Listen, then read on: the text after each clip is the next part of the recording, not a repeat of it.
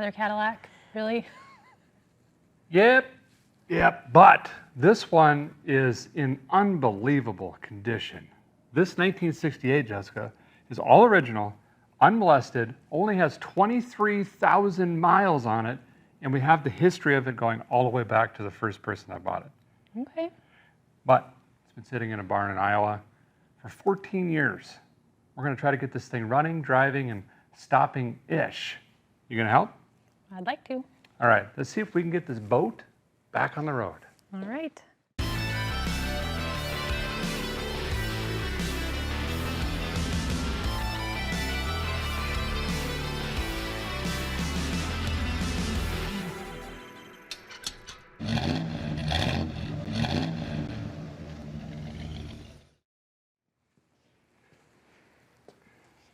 Okay, so as you guys know, I love the history, the story of these cars, sometimes even more than the car itself. And I want to share this really quick because I think it's really important and special that it stays with the vehicle and that doesn't get lost in translation or the ether somewhere. The guy that I picked this up from, his dad actually owned it. And there's a story that goes with that I'm going to share in just a second. And he wrote me a really nice email, a detailed one. You've never heard this before either. I was just going to say, I don't know. You don't know the history of this car or nothing. Okay, so first of all, my friend Chad, of course, is the one that trailered this down to us in Tennessee from Iowa. Betty White got ran into, there was a collision, you guys know about that. I was super sad about it, knee-jerk reaction. I needed to find another no-post Cadillac. And my friend Chad found this guy sitting in a pole barn in Iowa, and this car is incredible. It's too good for me. It is incredible. And I'm going to share the history of it real quick here. Okay, so this car was bought new from Portola Motors in Watsonville, California by Miss Blanchard in 1968, so right off the showroom floor. She was a high school teacher who came from a wealthy family but never married and never had any children. Miss Blanchard was this guy's mom's PE teacher. Mom graduated in 1958, it says. And my dad, John, would do work for her, odd jobs around the house, drive her to her appointments in this car, and so on and so forth. His parents moved the family to Iowa in 1983. The dad kept in touch with Miss Blanchard with phone calls, letters, all of this. And he would always joke with her, hey, when you're ready to depart with the car, keep me in mind. I really want this Cadillac. And she would joke with him and tell him about service appointments and when she did work to it and washed it and so on and so forth. In 1993, this family moved their grandmother from California to Iowa to be closer with them. When Miss Blanchard learned of this and that this guy's dad, the guy that drove Miss Blanchard around in this car, was coming back in California to move the grandmother back, she said, come and get your car. Aww. So she gifted the car to the guy that helped her around the house and property. That's so cute. Yeah, so the whole family drove a fleet of vehicles out. Dad and Grandma drove the Cadillac home, and Dad said the car did really well, allegedly, between 85 and 90 across Nevada. Golly. Mid-90s, Dad had the car in parades and shows. The last time that this was driven was October 22nd, 2012 for my wedding day. After that, it was drove into storage, into the pole barn, and it's sat ever since. January 9th is when we purchased it, and it was trailered. It's been sitting in storage here for a while as well, obviously. But Miss Blanchard, this dude's dad, and now us, we have a title and keys. Keys are still hanging on it. This thing is a time machine. I can't wait to show you this car. We'll walk around it, we'll start the trunk, we'll get inside, we'll pop the power barn, and then we're gonna put Jessica to work. Oh, you know my fee. What is that? What I charge when I help you? $7 an hour? Tacos. Oh, even cheaper. Shot me down on tacos last time, so. All right, we'll do tacos. Actually, you could lay in this engine bay and work on it, so you're gonna do just fine. But I have even bigger news before we start. So you're gonna be seeing here over the next couple weeks how this vehicle right here, I truly believe, and I think you're gonna agree with me, is one of the best examples of an original Cadillac left in the States. This thing is, even you have already falling in love with this thing. Yep. But we've got Betty White and it's getting fixed, so you could actually own this Cadillac. That's right, right now we're giving away this car. August 21st through September 18th, you could get entered to win this car, $15,000, and Jessica's gonna go shopping and find you a retro camper to pull behind this thing that matches. Hopefully it will match, yes. Hopefully. Get the whole package. And all you gotta do is go to vicegripgarage.com, and every $5 you spend gets you one entry for a chance to win the Cadillac, the camper, and the cash. Oh, this one's gonna hurt to see I though. know. But you know, I say it every single time we do a giveaway, we always end up building it or making it exactly what we want, and it hurts so bad to give it away. Yeah. But it's exciting to see somebody else get to take it over and start a new life with it. And it's really cool, and we're so grateful and thankful that we can, do something like this for you guys. This is gonna be the ultimate package for a family, or if you just like traveling or whatever, it's gonna be awesome. Okay, so let's walk around this, take a look at this thing, and then we gotta get to work. I wanna hear this thing fire up. So one of the first things, you're gonna see walking around this is there's no dings, there's no dents. There's a couple few scratches. It's lived a long life already. This is a 1968, which by the way, is the last year for the stacked headlights and the vent window. This hood's also a little bit longer to hide the windshield wipers and things like that. In 69, they changed the design to look more like Betty White, which is a 70. So they're similar-ish, but kind of-ish, not really-ish. Beautiful, beautiful color. They had something like 20 colors in 1968, and in 68, 14 of those were new to choose from. Really? Also, there was 169-ish different interior combinations you could choose from, vinyl and leather. So, they really rolled out the red carpet when they were building Caddies back in the day. This door guard is not original. That's really the only thing exterior-wise that I'm seeing that's not, correct. She drove this to school, so didn't want to door ding it in the parking lot and whatnot. But there's really not a lot to show because it's so good. I can't wait to see this washed. There's really fun details though, if you look really closely. This is the worst of the entire car. Right there. And I have tried to pick this car apart. It is just immaculate.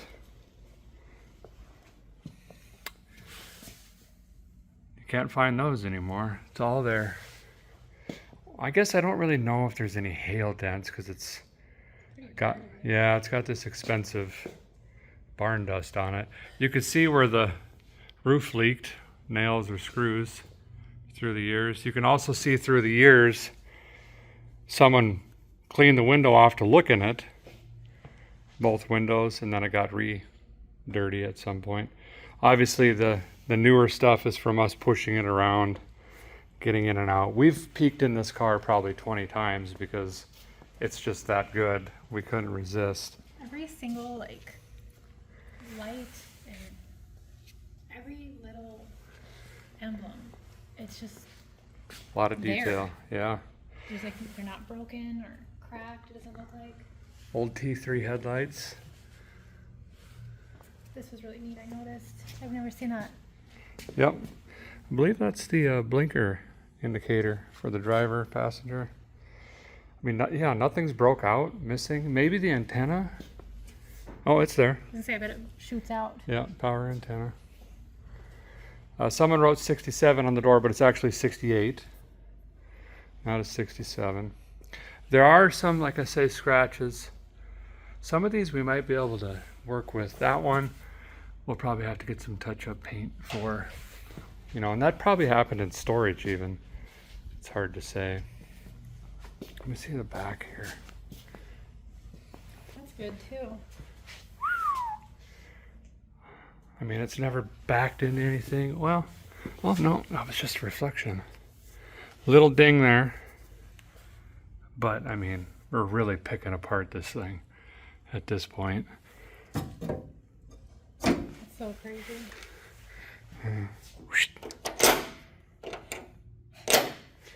Beautiful. There is, the top obviously is still original.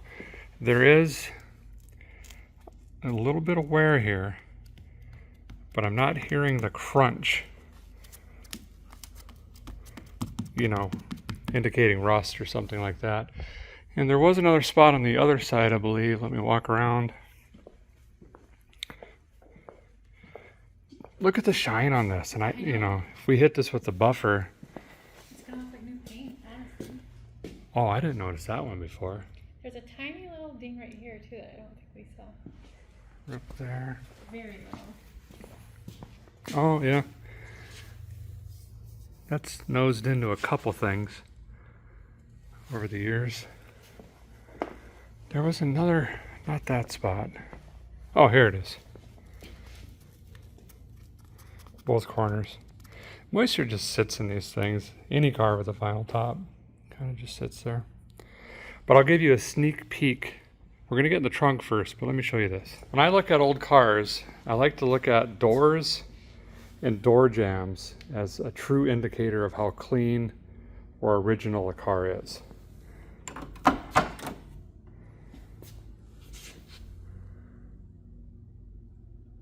I mean, Unreal. wild. Okay, let's get in the body kit, the trunk, and see what's in there. Ignition sticks. Not used to this. Have you seen it here yet? No. Oh my gosh. What? Isn't that wild? Have you looked in here yet either? I peeked, yeah. Look at how clean. I know. And like the stickers and everything are still in there. Unreal. Well, get over here and look. There's room. So this is as clean and original as you can get. It's got all of the side paneling all the way around. Doesn't even smell. It really smells actually kind of good. Yeah, it just smells like new car kind of. Like a, you can tell that they had like a air freshener or something in it, and that smell just kind of stayed with it. Yep. Original Michelin spare, never been used. Jack's back there. Carvac. Probably a 12-volt, you know, cigarette lighter kind of vacuum thing. And then, of course, she had the California Duster. Well, A club. but TV. Oh, that's not a... Digging in my pocket. That's not a house key. I bet that's to the club. Yep, see the W or the M? Oh yeah, you're right. Huh. And then she's got her little signs in here. Oh, they're magnetic. Oh, I bet that's for car show. Oh, fun. Or parades. Parades. Throw them on the door. That's cool. Yeah, so that wouldn't have been Miss Blanchard. That would have been the guy's dad. But yeah, look at this. Very, very pristine. I'm not really sure what to do.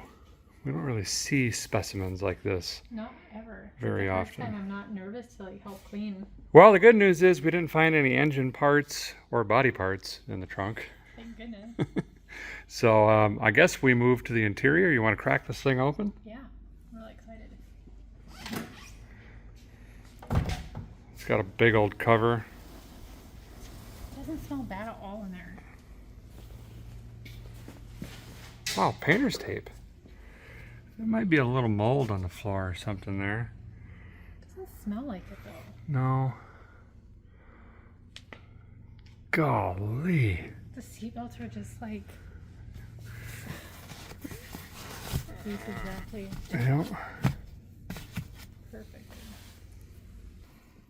Yeah, maybe just some moisture spotting. Not bad. Beautiful interior. Package trays in really good shape. Even Wow. this plastic is like good. Geez, you opened Betty White. Well, you don't even have to open the doors to that one. You can just smell, Smell. the interior from Yeah. a mile away. This one smells actually pretty good.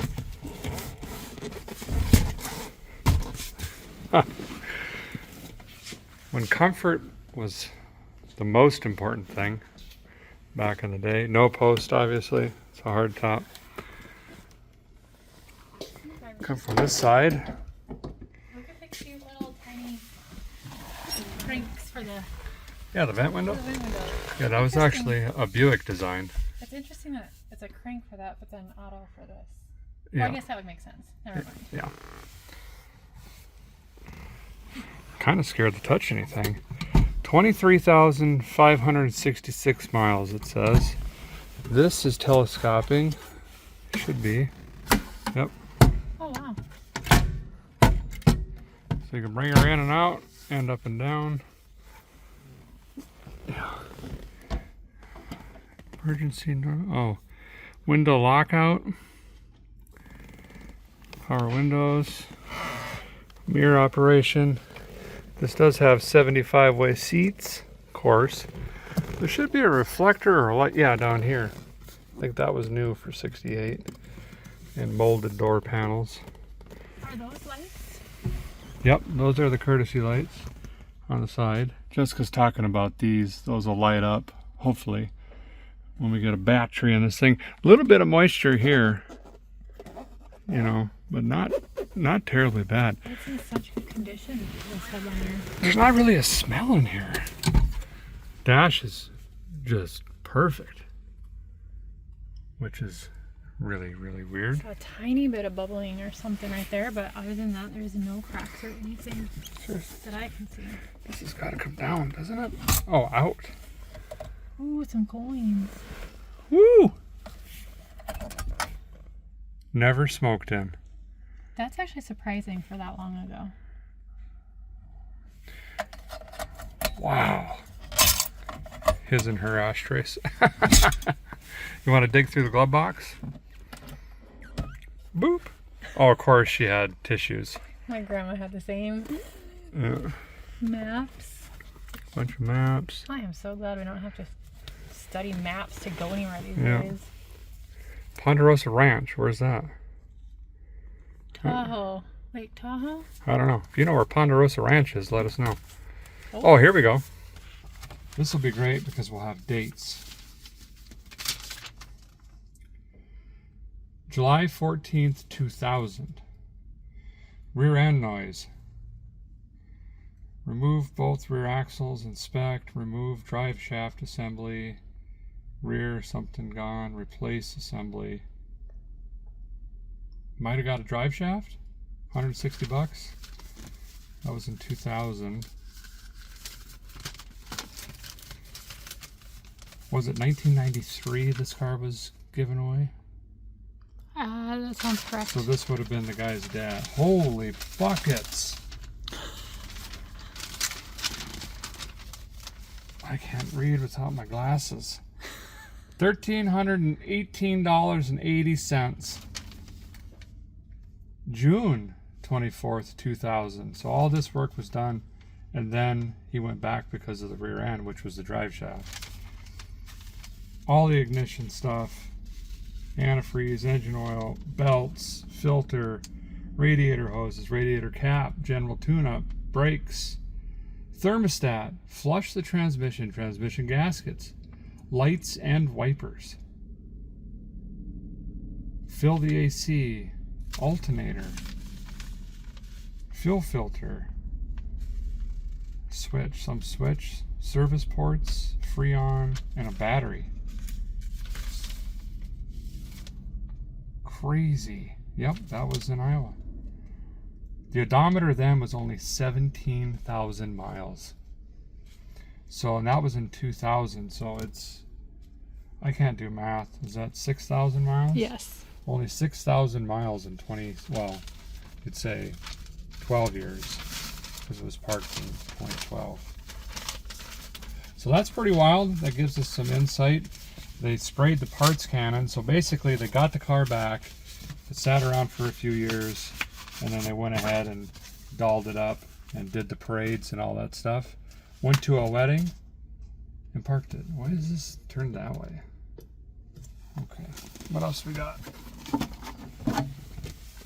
Roadside. Just a whole bunch of directories. Nevada. Looks like they just pulled one of these out at every gas stop. That's a big old one. We should keep some of this for, you know what? Let's keep this in the car. That would be neat, yeah. Yeah, so whoever gets the car, we're going to leave all of this in the car for you. Obviously the receipts and everything like that. Not much else in here. Pencil, some playing cards, marker. It's all yours. Oh, you forgot the tissues. Well, let's go ahead and get under the power bar. So this guy's got the 2-lever system. Kabam! And it didn't do anything because the hood weighs 97 pounds. Probably way more than that, actually. Well, there it goes. Ha ha! Cadillac 472, Jessica. Got all the insulation. This is complete. This engine right here, thanks to 10.5 compression, 4.3 bore and a 4.06 stroke, produced 375 horsepower and 525 foot-pounds of torque. So if you're scratching your head going, you're really going to pull a camper with this? Watch me. This thing makes more power than your 12-valve and torques. Anywho's, they did put parts on it. Look at all the Napa stickers everywhere. What are those? Horns. Three of them. Oh. AC stuff's on it. Of course, from California, you would assume the AC worked or did work at that time. I mean, nothing really looks monkeyed with. I mean, one radiator heater hose was replaced. There's a zip tie there. Wow. This is either going to be fairly simple or it's just going to absolutely brutally fight us tooth and nail. I just have good feelings. I think this is going to be so. I think we're going to get bored. We're going to be like, okay, something happened. What a solid car. Well, come over here and look. Look at that big boy. But yeah, I mean, it's, like I said, we got heater hose, a zip tie. It looks like whatever this was, vacuum, 42, 9XL, zippy doodabber 49 was, and then it just there. No idea what that does. But other than that, I mean, nothing's been monkeyed with. There's the Napa. You know, we know it had hoses, lightning hoses, sparkulators. But it had miles, quite a few miles on it since then, so I think we're going to be going through a majority of this. Had battery posts put on it at some point. Condenser's still in it, all that stuff. Power steering cooler. Boy, she's packed in there. Still got the shroud. Look at that. Still got washer fluid I was just looking. in the bottle. There's some writing on the firewall down there. Oh yeah, like a stamp or something. Stamp, yeah, assembly stamp. Still got the insulation. Wow. Well, it's the same deal we've been doing for decades. You know what it is. Spark, fuel, compression, valve timing. But we might actually do it a little bit more delicately-isher, That's a nice word. correct-ish, The right or way. more gooder-ish better on this particular vehicle. But let's go ahead and get the air cleaner off, start stripping all the ignition parts out of this thing. We might as well pull the sparkulators out. We're going to juice this thing, make sure the engine rotates 360 degrees. We'll do that multiple times. Check the fluids, soak it down with something, and then we'll probably start with spark. Have to decide if we're going to drop the fuel tank or not. Do you think Do you think that's necessary? Over 10 years, sometimes it varnishes up. We could run some air through the fuel line from the front, see if we get air in the tank, and then we know that it's not dammed up or plugged. We'll kind of feel that out. I would assume it was parked with some sort of fuel in it, which just turns into a gel or like a sticky varnish and just plugs everything up. But anyway, let's start ripping and tearing. Okay, if you want to get the air cleaner, start pulling spark plug wires off, we'll start there. Okay.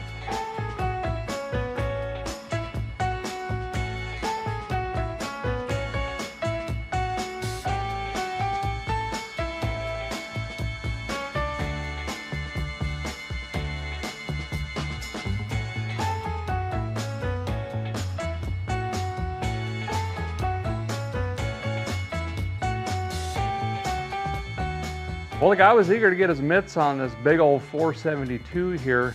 Pretty much have the ignition system fully disassembled right now. Taking some notes along the way, trying to discern and understand how this thing was running when it was parked, doing some maintenance, and also cleaning some things along the way. I've got a lot of updates here. One of them's kind of weird. Check this out. So again, we know a lot of this, most of the ignition actually, was replaced in 2000 per the receipt. And you know, that shows on the cap here, that looks pretty good. The yellow is me marking number 1 for reassembly. Rotor looks pretty good. We could just run a quick file across that if we wanted to. The points, although newish, just from sitting, they're full of sulfur. The contact pads are gross. Now, we could try to file these and bend the arm and make sure everything lines up, but for $7, I think we'll just go ahead and replace that, and we can get an all-in-one unit potentially as well to help simplify the coil. Speaking of coil, I've isolated that, so I've disconnected this. We're going to go ahead and test this. If I can use this, we will. This is an old school Delco Remy. It's probably, quite honestly, a lot better than anything that's made today. So hopefully that hangs in there. Oiled up the mechanical advance in here.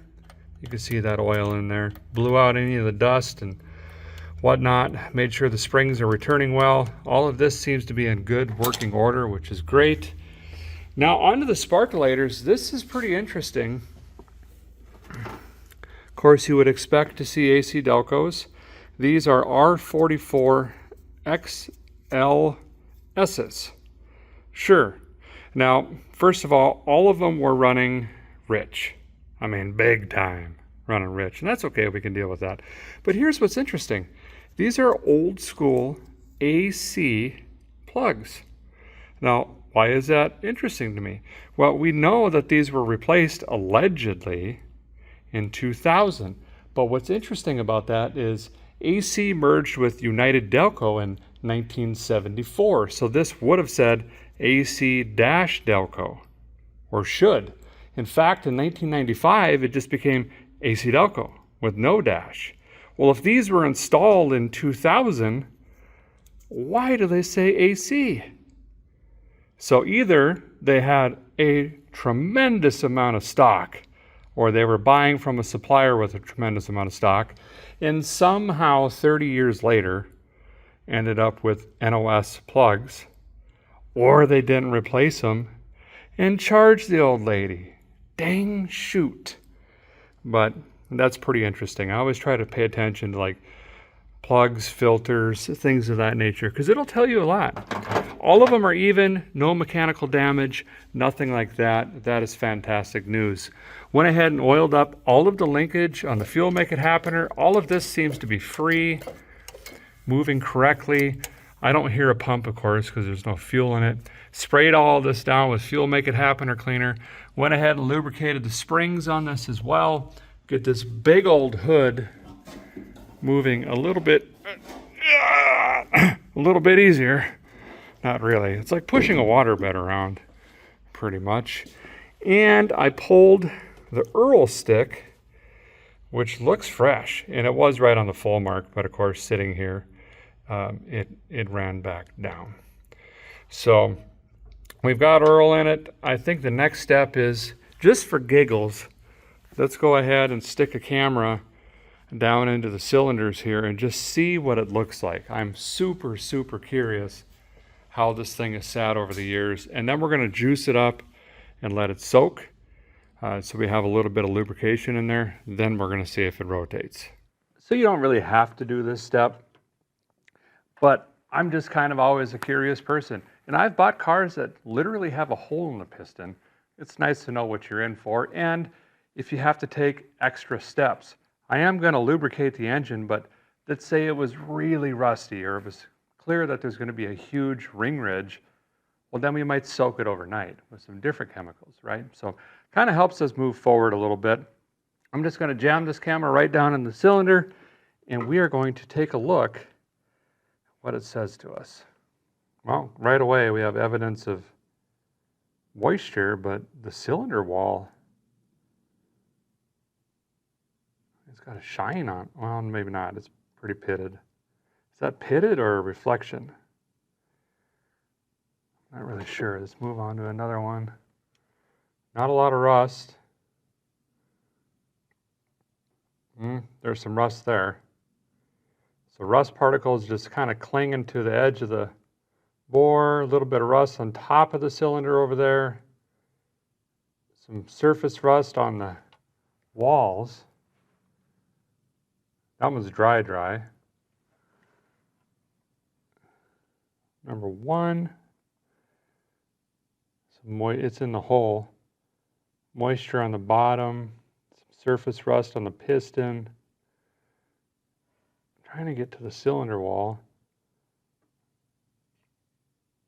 Yeah, see that? So there's like a light scale on the bottom there. And think of it like barnacles on a boat. We're going to have to, unfortunately, use the piston rings to scrape that off. So we're going to go pretty heavy on the fluids. I think I'm going to use this Kroll. Why not? And whatever other juice. This sprays upside down and it's got a straw. So I'm just going to work my way around. And we're going to put a bunch into each cylinder. And while that's sitting, we're going to keep our feet moving here. Let's go ahead and move on and test the ignition coil here. I'm eager to see what that says to us. You know, sure, we can replace those. They're on the shelf. But it would be really cool to hang on to this old one if we can.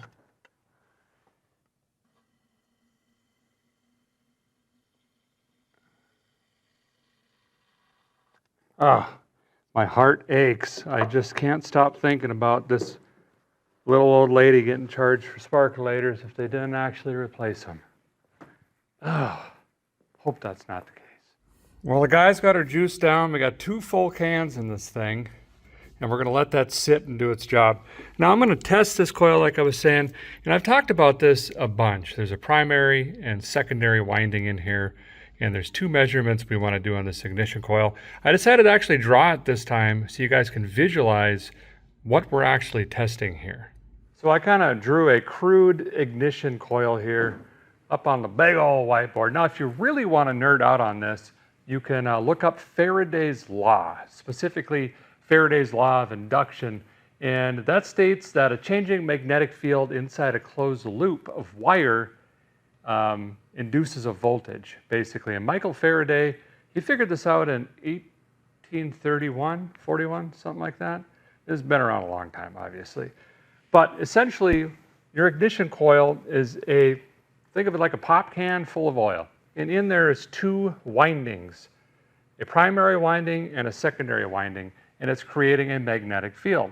And there's a loop, your current, which is opening and closing, which induces your voltage spike, so on and so forth. Again, it's a lot to cover, but I kind of wanted to show you the connection in here.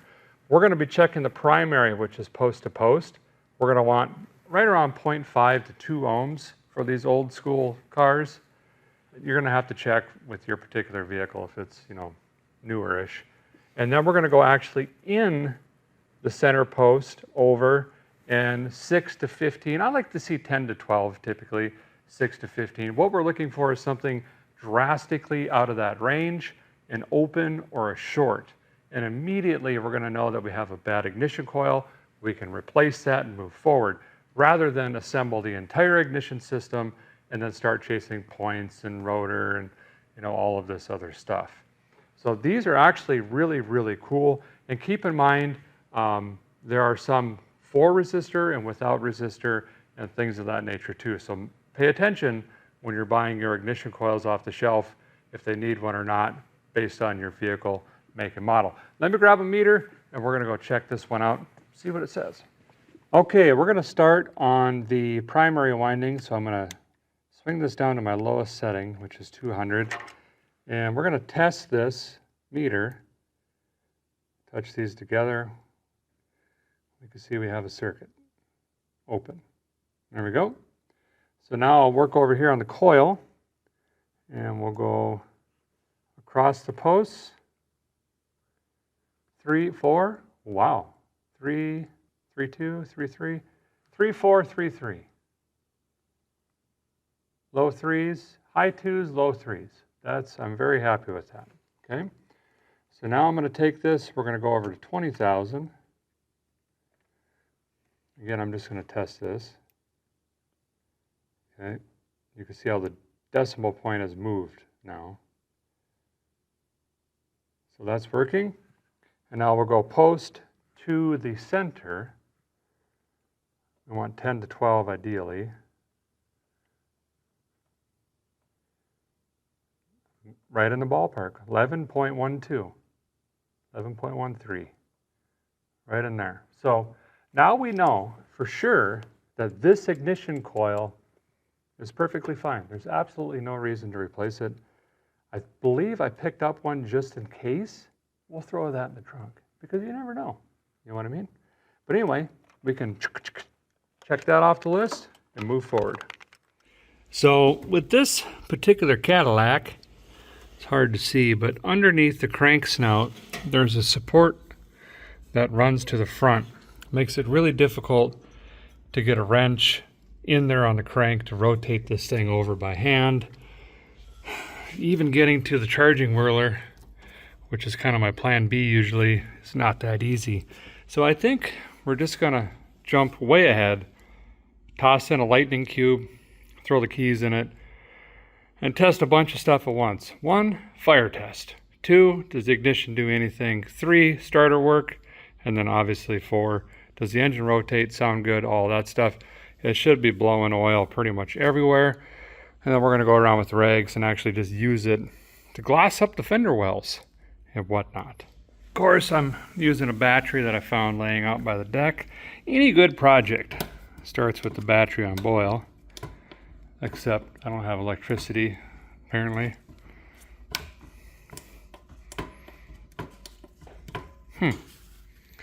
Wheel it.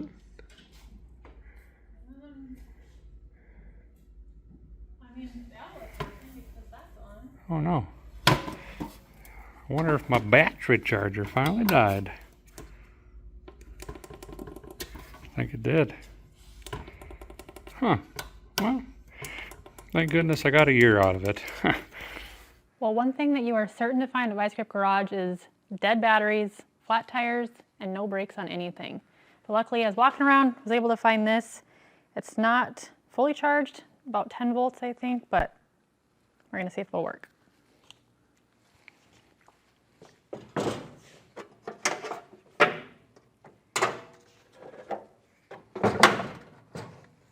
Are the posts right? Yeah, they are, I think. So negative, positive? Yeah. Should I turn it around? Or? Nope. Okay.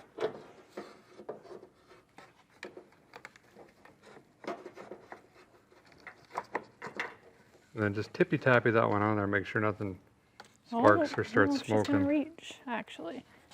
because it's not correct. So we're probably gonna have to run to the parts store anyway and get the right one, Great. which would make sense. They want to keep the posts away from the hood and the sheet metal. Oh, that makes sense, I guess. Yeah, so we need, Actually, this is a think they 24, I have- think we need a 32 or 38 or something. if we can just replace this to test it. Hmm? Can we just change this out? This is a long sucker. Yeah, but then it goes all the way to the starter, and it would be way easier just to get the correct battery since it's dead anyway. Okay. Actually, we should see if we could replace or warranty the sparkleizer thing. Yep. Well, we ran to town. We exchanged on it, got a brand new battery. I figured if we're going that far, we might as well replace these old, beat up, clampalizers using this solder one. There's flux in here and solder and everything. Basically, we just slide this in here. We're gonna hit it with the torch, and then the solder will melt. We're gonna slide this up, and then we cool it, and it's basically welded right on. It's gonna be a much better connection than these that usually give us trouble, in the end anyway. I think, I'm not positive, but we might do a little bit of a trip with this thing, right? I think that would be so much fun. Yeah, so we don't want to be farting around with loose battery cables, something silly like that. Let me get a torch, we'll glue that thing on.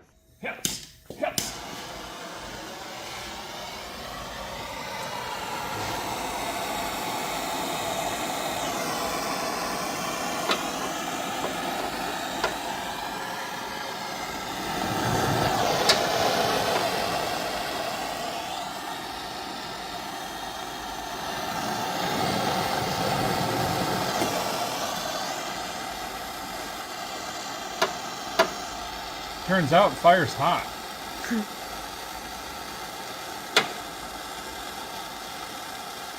Yeah, there's the flux bubbling.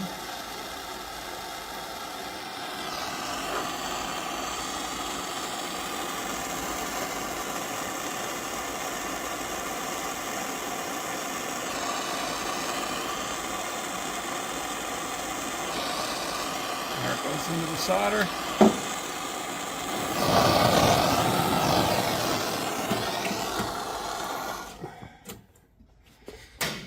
Now we'll let it cool, and then we'll tape it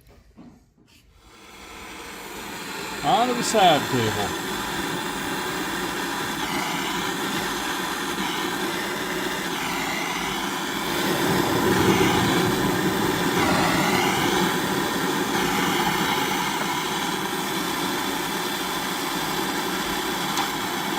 Come on.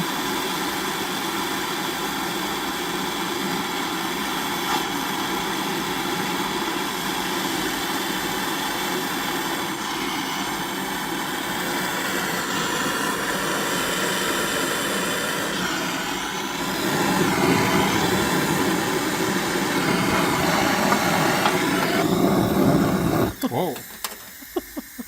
Liquid gas. All right, we got the new battery in. This should be so much better than the other one. Hopefully. Battery in. Well, I guess you can tighten that a little more. I don't see any fires yet. There we go. That sounded more gooder. There. Nothing's melting. No smoke coming out of anything. That's always a good sign. Let's see if it comes to life. Nay. Nothing. Want to open the other door? Maybe it's this switch. Oh, it was. Oh, was it? Yeah, it's just a sticky switch. We got lightage everywhere. Oh, look at those lights in the back. They're on. Yeah. Oh my gosh. Both work. See the reflector light on the door? Oh yeah. So if you swing your door open in traffic or on the side of the road at night. Super smart. Yeah. Little dome light there. That one's working. Can I see Wow. the radio light looking on? Well, need the key.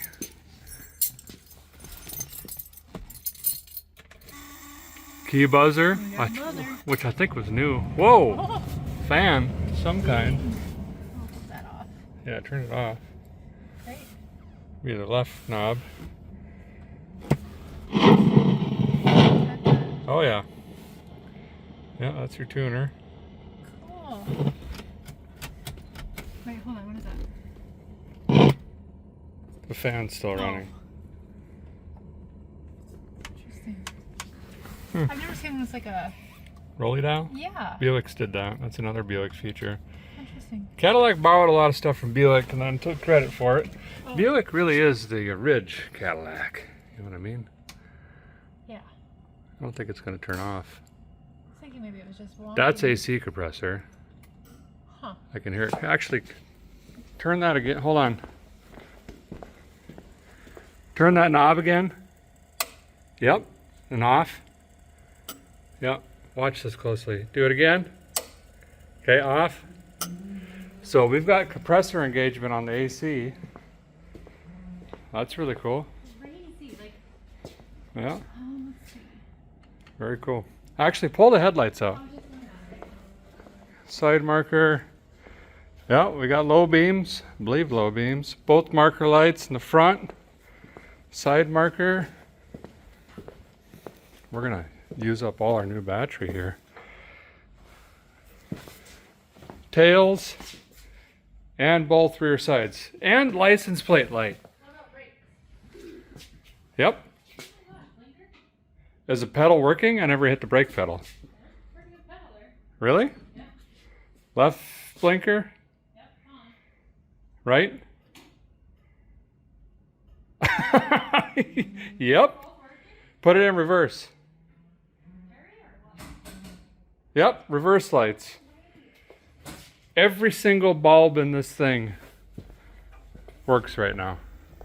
It's wild. I was just sitting here thinking, I usually wait till last to hit the brake pedal. Jessica just climbs in and pounds on it. Not to see if the brakes work, just to see if the pretty brake lights light up.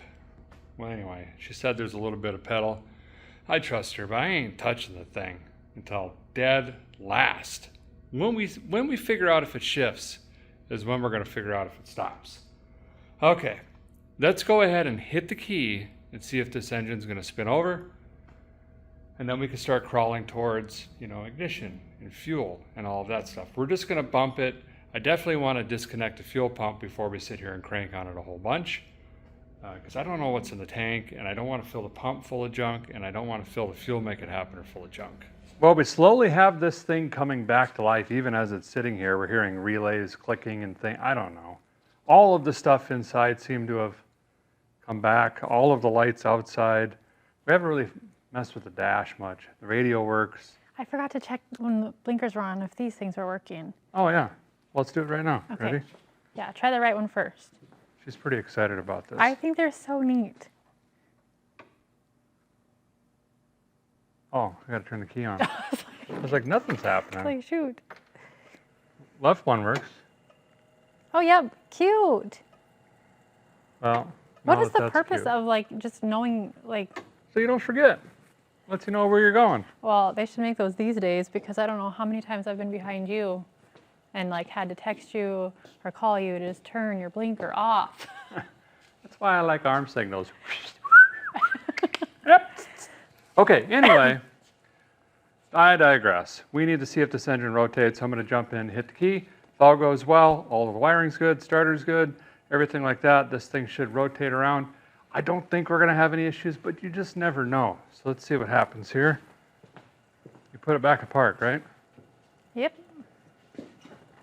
Okay, here we go. Keep in mind, it's just going to throw oil. Okay. Oh, yeah. Yep. It threw it.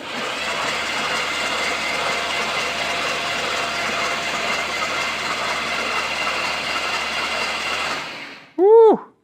Wow, she's got compression. That's at 10.5. Oh man, there's oil way out here. I said it threw it. Woo! That's that number one. They're kind of angled at a weird angle. Well, that's great news. I didn't hear anything crunching, banging. No. Did you? Nope. Nothing dragging or interference. So that is great. We're going to keep on moving. We're going to let that sit and still soak. I don't think there's any reason to hurry and put in sparkulators right now. I'll probably start with the lightning whirler, putting in points and contacts, all that stuff, setting that up, and we'll work backwards from there. But first, we're going to spend about 20 minutes now cleaning this mess. Yay. Looks like murder she wrote around here. That's why you wanted me here today. Yep.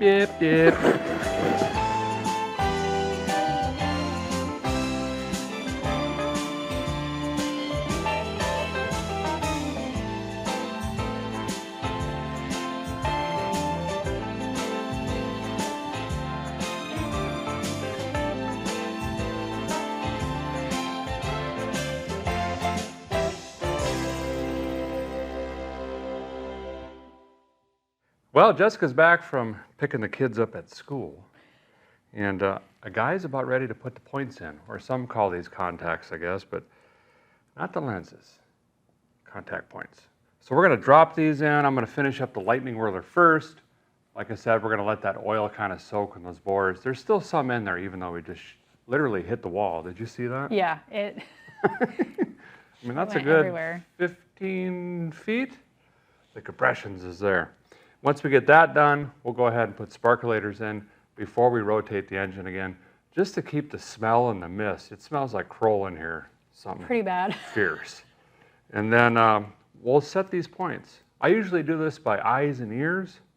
You guys have watched this for a decade and a half now. But today we're gonna hook up a meter, an old school meter, a dwell meter. And I'm gonna show you how that works. And we'll set it with that. And then we'll continue on with ignition, make sure we got spark. Then we'll move on to something flammable. All right, there was a tiny little screw right there. Did you see where that went? I didn't even see it. Yeah, well, I need that really bad.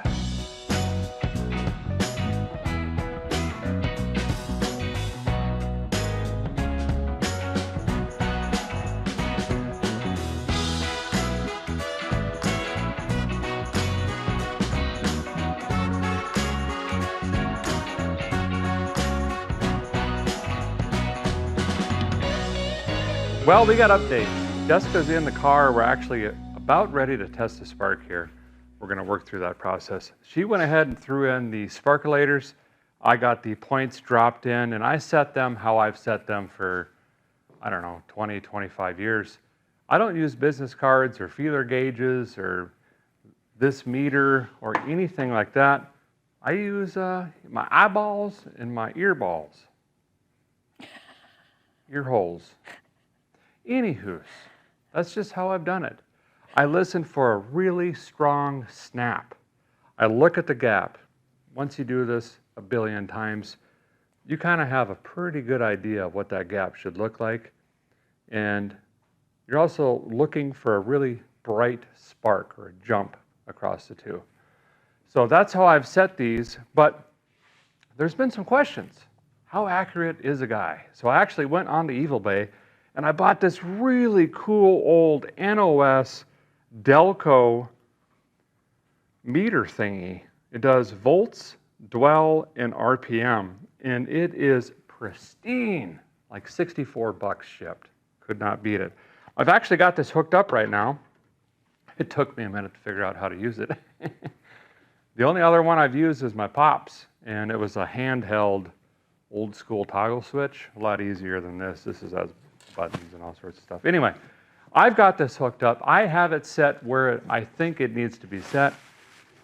Jessica's in there. She's going to crank it. We're going to watch the dwell. Well, actually, we got to figure out where we're supposed to be. Let's see, Cadillac 472, dwell, setting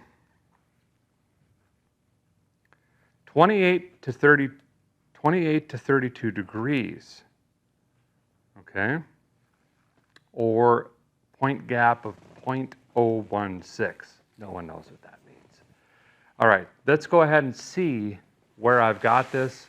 We're probably gonna have to make a little bit of an adjustment, but wherever I have it, I promise you, it will get you home. Let's check it out. Okay, so we've got positive SAT cable hooked up and negative off the coil. We've got this set to dwell. Isn't this thing cool? Might have to hang on to this. Where do I put it? Here.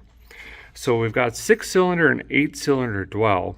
So we're looking for 28 to 32. So right around that area is where this needle needs to land when cranking. Okay, so that's where I just dropped it in based on the gap off of the cam. And let's check it out. All right, you ready, Jess? All right, go ahead, crank it. All right, stop. It's 28, 29 degrees, which is absolutely right in spec. Meter, my behindy. We'll put this on the shelf. We don't need that anymore. And you heard the snap, obviously. And we'll put it in here. Let's see if we could see this. Go ahead and crank it again. See that? Beautiful. Okay, so we've got spark at the distributor. So in theory, if we put a rotor cap on this, lightning hoses, fresh plugs, we have spark, no questions asked. That is the next step. I'm gonna have Jessica climb in here and knock all of that out. And I'll probably just start shopping online for more junk cars. So good.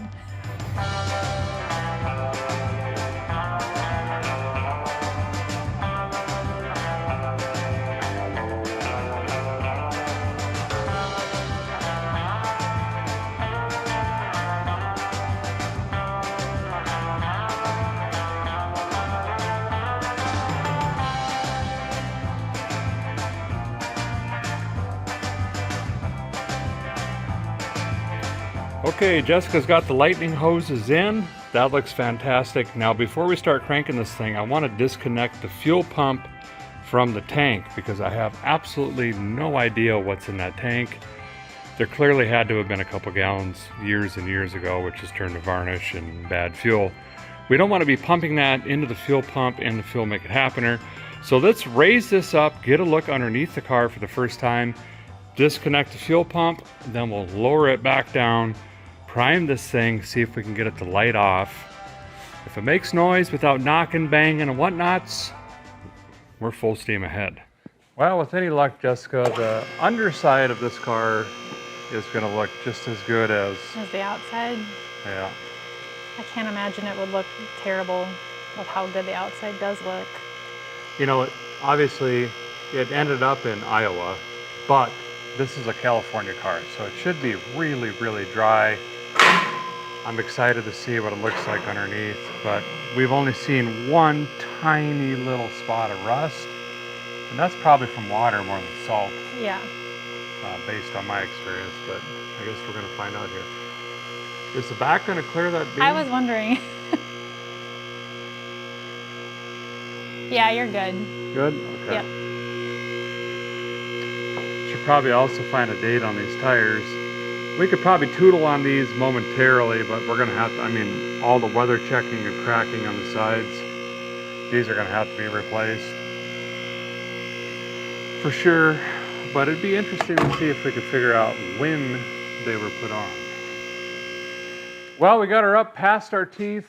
We can crawl under this and take a look. I can see the fuel system right here. We're going to be addressing that, but it looks like we got a transmission leak going on. But from what I can see from here, it's pretty darn good. Let's go take a look. So right up front here, we've got our fuel system. We're going to be disconnecting this line, and that'll go to the tank. We don't want to be sucking up anything we don't need to. This other line here is the return line off of the filter, which I'll show in a little bit. Speaking of filter, we've got an old filter up there. We'll figure out what that is when we get to that point. Underneath here, as suspected,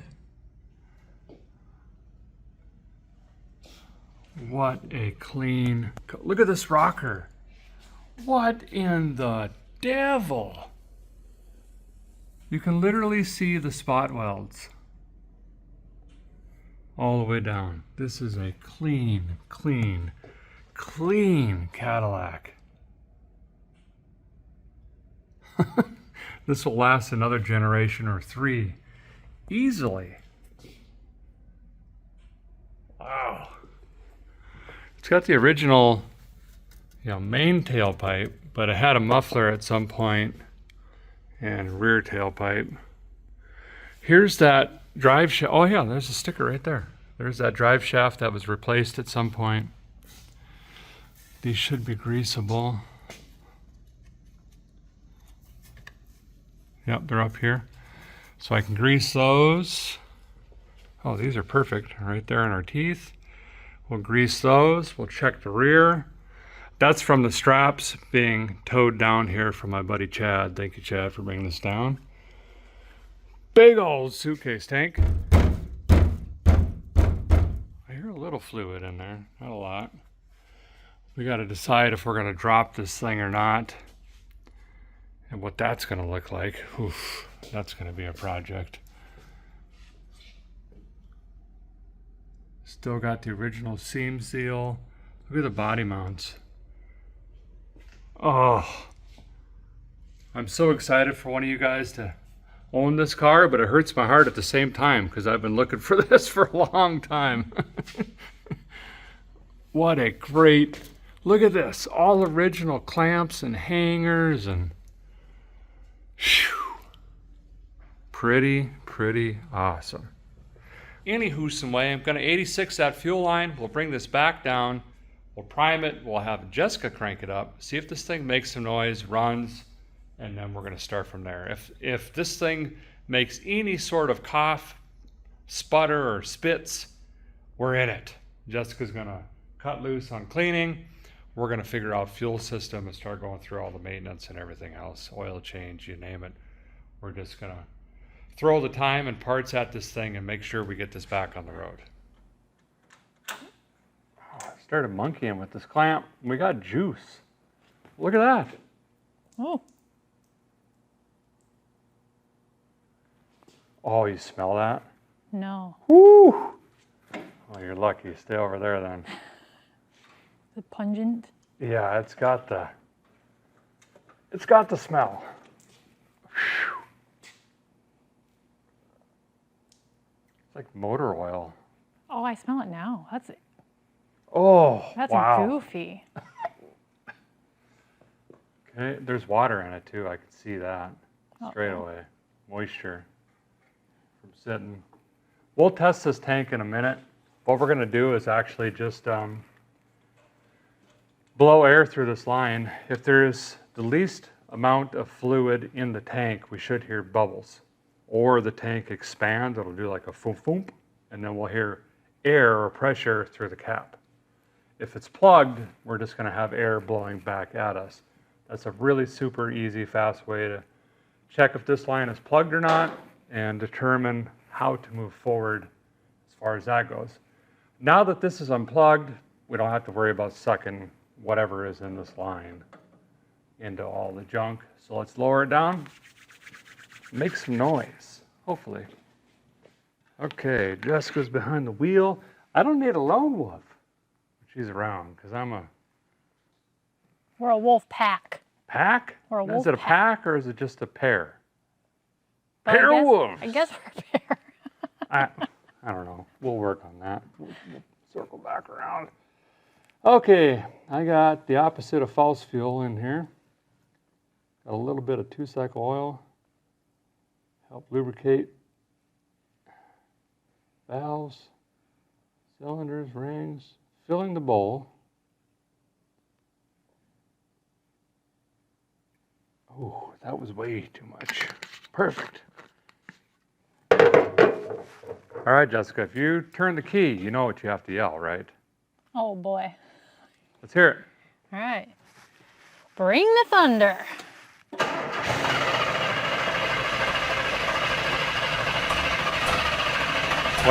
Wait. Okay, keep going. Okay. Bring the thunder again. Yep.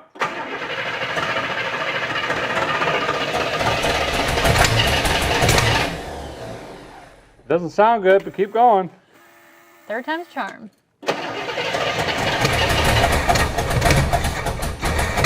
I'll run the throttle.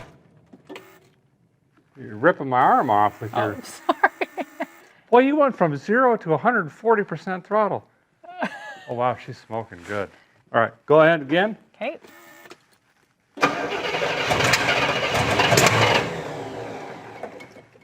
Okay. Yep. Okay. Thing. Okay, something happened. Wow. Oofta. Oh, my goodness. Oh, that smell is Yep. so good. Okay. Woo! Oh my gosh. We're almost there. All right. Are we doing it again? Taking this to lunch or what? We should. What a soup they have today. All right, hit her again.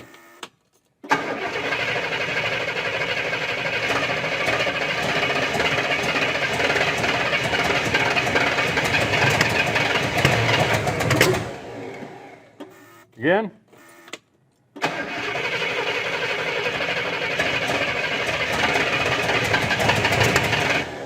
This poor starter. Again.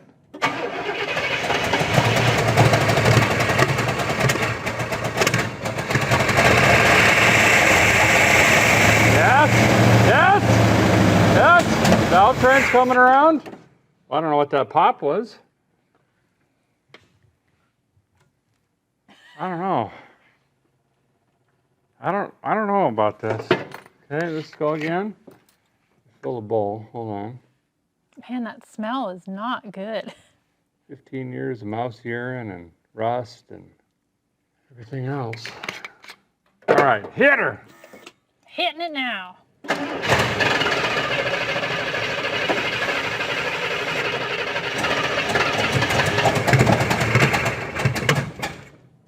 Hit it again.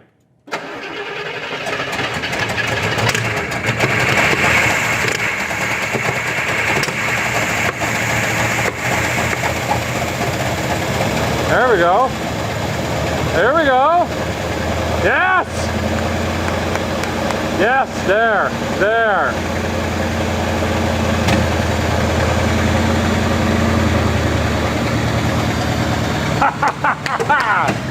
Ah, don't do that. Don't do that. Don't do that. But the rest of it, yes. It's coming around. It's coming around. We got a firing order off or something here. It makes noise though. Let me ponder and think. What the big thing is, as you can see, it is alive. Hold on, be right back.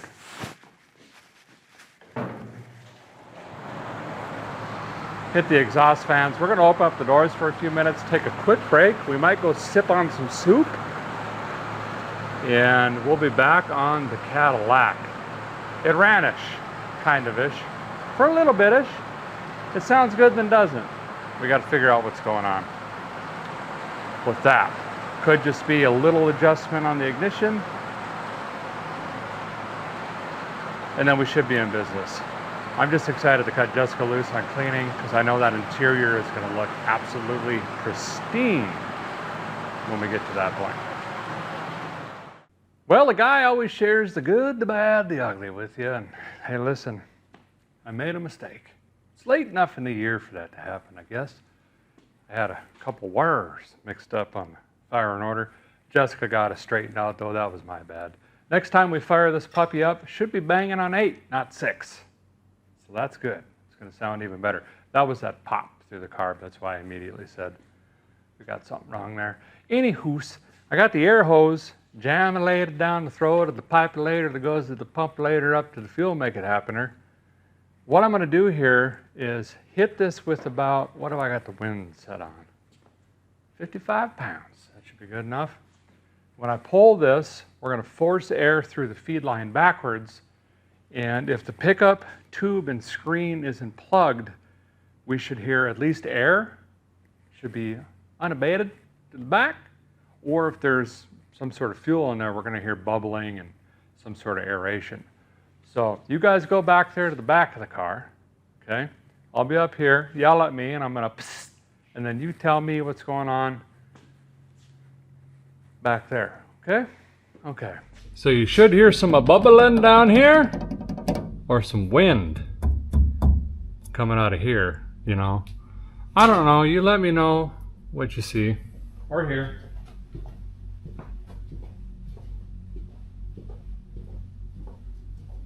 All right, you ready?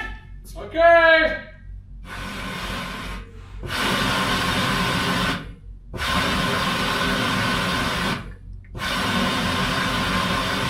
What do you got?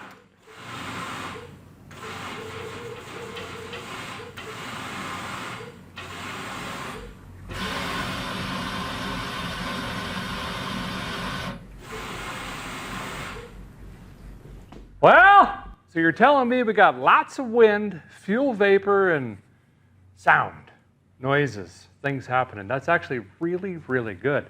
So we can assume the feed line is not plugged in any way, shape, or form. Normally that little screen or pickup sock on the tube in the tank gets full of varnish and rust and crud, but maybe we'll get lucky. I don't know. I think we should definitely run a filter before the pump though, just to make sure we don't kill the pump, if the pump even works at this point. So let's figure out how to loop that in. We might have to do some sort of crazy figure eight or something like that to get it up to the pump, but we should definitely put a pump in line. Before then, I wonder if we should try to, we should put some fresh fuel in and rinse that line before we hook it to the pump, right? Right. That's probably a step I normally skip, but this thing, you know, let's try it. Trying.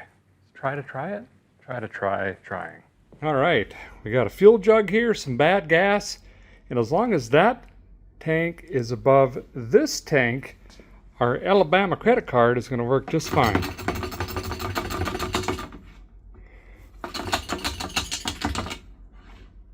Come on. Almost. Might need to go a little higher. Yeah, I got to get a little bit higher, I think.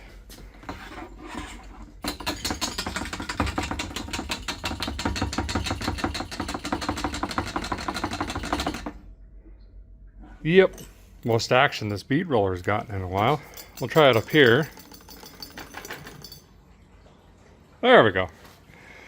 So, through the power of limestone, emeralds, and magic, this is going to auto-magically put that 5 gallons in the tank for us. Car's back up again after putting fuel in it. Almost forgot to look at the date on the tires if we could find it. It's not on the outside, but it's a white wall. Sometimes they'll put them on the inside if they're fashion tires, like white letter, red line, white line. I'm looking for, there it is, DOT. Okay, this is a three digit, so it's pre-2000, 16th week of 1994. 1994, these tires were put on, and I would say that that is accurate. And actually lines up with the story perfectly. Wasn't it in 93, 94? They came out to get Grandma to move her back to Iowa, and Miss Blanchard said, take the Caddy. So they must have thrown tires on it right around that time.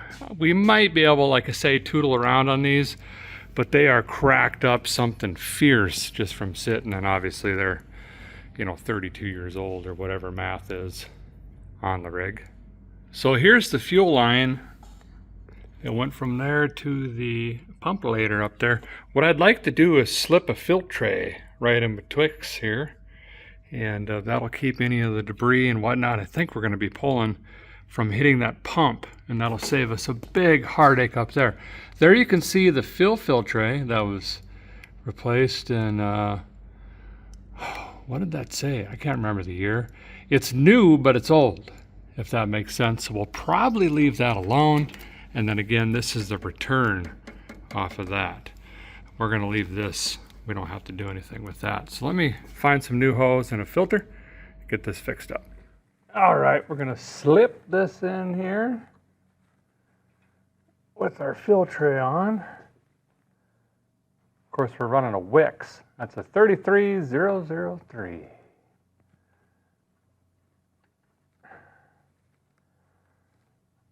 There we go. Oh, we wanted to pull some fuel out of this first. Right? Right. Set that over there. See if we can prime that. Well, there's an oldie but goodie. Okay, so I've got this tank up here, and the only reason the tank's up here is I'm too lazy to disconnect the pump from the tank, so it's going to stay in place. We're basically bypassing this. This isn't doing anything. Got this hooked to the pump. The pump's going to run down this hose. I'm going to intentionally spill a little bit on the floor so I can clean up this overspray and oil and everything like that. I'll mop and clean that up. And we're gonna run this with a little battery here off of these, which is how I've had it set up for years. And if all goes well, we'll be able to flush this a little bit. Basically just an exercise to make sure that we're flushing this line of all the varnish and crud and whatever else might be in there. Oh wow, she's hot. Oh, it's going already. Oh yeah, we got some bad looking fuel coming out. Woo! Look at that varnish color. Not goodly. That's plenty. I'm gonna get a jug. Hold on. Ah! Ah! Ah! Reminds me of ladders back in the football days. There we go, and I can mop that up and clean up this. Nothing works as good as gas, see? Good floor cleaner. So in between cleaning and mopping, I'm monitoring this. I just want to make sure we've got an even flow. We can still see it's very, very varnishy. So what I'm going to do is keep putting 5 gallons in the tank, pulling it out into here, and then we'll run this through yard machines or use it for brush fires or something else, cleaning parts, you know, the parts cleaner, all that stuff. I'm not going to waste it, but that is really nasty. We don't want that running through the carb. So we'll keep flushing and flushing. I'm hoping to not have to drop the tank back there. You know, if we can get this to clear up in say 10 gallons, there wouldn't be a point, but we'll have to play it by ear. Okay, now that I'm smelling color and can't feel my legs, car is back down once again. Hey, these things, this wildfire lift is getting a workout. These things weigh 4,500 to 4,900 pounds. Up and down she goes. Anyway, gonna prime up the fuel, make it happen again, fire it up. We should hear this thing running all 8 this time. My bad. And there's some fuel in that filter. If the pump is alive, it should start sucking fuel from the tank, and we could see this thing idle for a minute or two. I'm not gonna run it much longer than that. I just want to get the oil kind of-ish up to temp, get all the sludge into the pan, then we're gonna drop the oil and kind of do everything else. So let's fill this up, try to fire it off again. Where'd my, oh, it's over here. I'm getting woozy. I'll turn the fans on. They're on. Oh boy, we're in trouble. Might take a few different attempts here before it pulls, but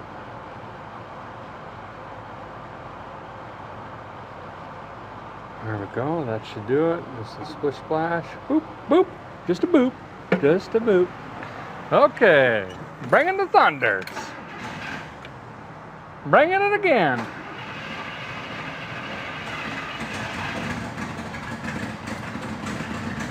Must have an exhaust leak up there. There we go. Come on.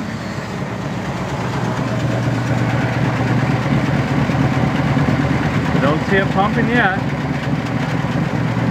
Nothing yet. Nothing yet. Come on. There's a bubble. A bubble. A bubble. It's trying. It is trying. It sounds great now, by the way.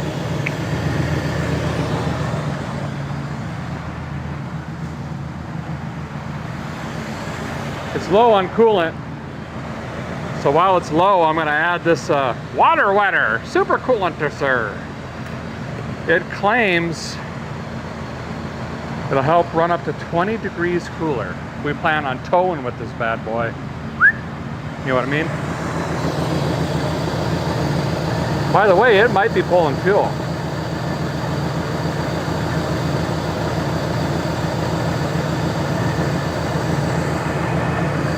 It would be really nice to not have to change that pump, I'll tell you that.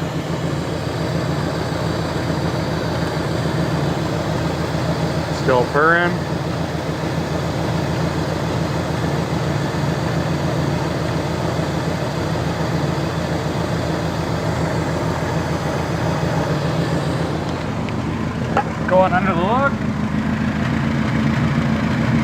it's filling. Very, very, very varnishy. Okay. Going to quick check, make sure we don't have milkshake. No.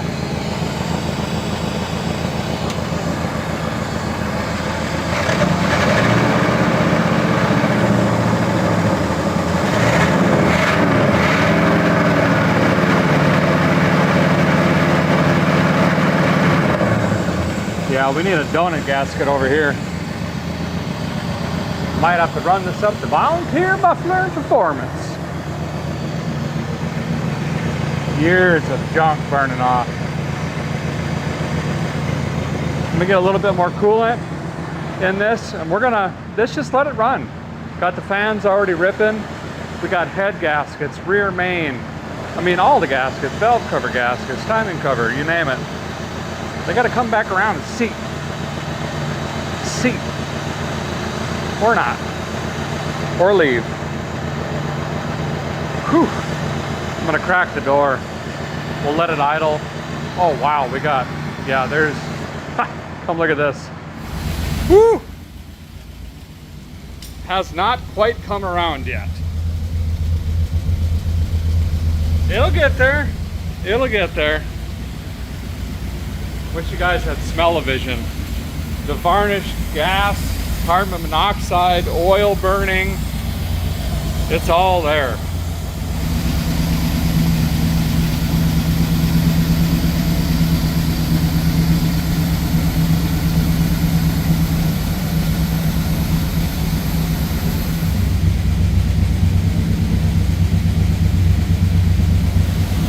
Well, she's definitely letting us know she's running. My goodness. You can see the exhaust moving around. I get asked a lot, how come you don't have like a tailpipe tube or something that goes outside? I actually don't need it. Back in that corner, there's a 12-inch super high-speed exhaust fan going to work right now. That's why all that is like in a current. It sucks it right outside the back there. The rest of this comes up and goes out the exhaust fans over here. Nonetheless, I'm going to step outside, come back in every couple minutes, just waiting for the thermostat to open. Looks like we're getting close. We're getting a little wisp of smoke. We'll monitor any big drips or leaks, anything like that, and kind of just let it wake up. It's been under a long, long nap. Got a little shudder to her, but it's getting better. And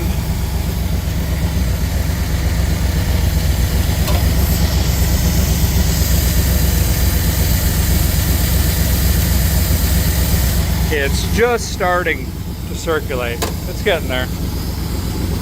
We're gonna let it sit. I might rev it up a few times, try to get some more heat in the block. But the smoke is clearing up. Look at this.